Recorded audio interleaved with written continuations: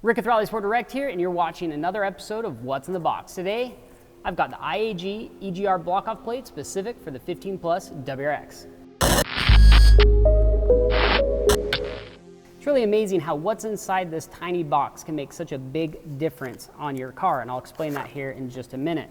So right on top, of course, you have a 90-degree elbow, another smaller 90-degree elbow, a factory gasket, and then the EGR block-off plates themselves.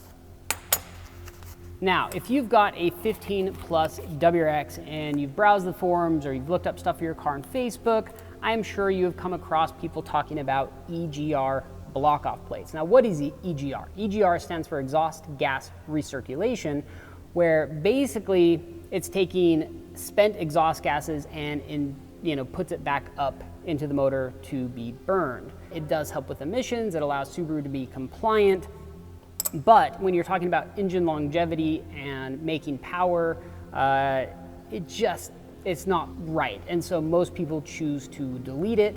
And you might say, well, I've heard that getting rid of the EGR is illegal in regards to emissions, and you're right. And so you do want to check with your state and local laws and make sure that you can run this kit legally, or you use it for off-road use only. But if you can run it, the benefits are massive. So getting rid of your EGR allows your engine to run cleaner, will deposit less carbon buildup on the intake valves, which Subaru recommends, I think, getting those cleaned out every 30,000 miles or something like that, and will also generally make more power as well. So this does include everything you're going to need to install it, a new gasket for this plate right there, and then you can reuse the gasket, your factory gasket, for this one.